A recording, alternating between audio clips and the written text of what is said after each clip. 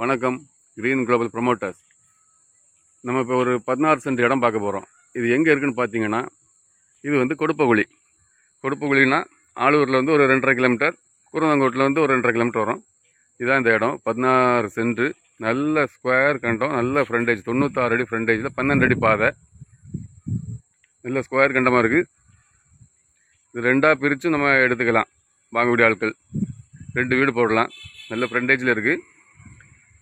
இது உங்களுக்கு தெரிஞ்சவங்களுக்கு யாருக்கா வேணும்னா நீங்கள் கிரீன் குளோபல் ப்ரொமோட்டர்ஸை கான்டாக்ட் பண்ணுங்கள்.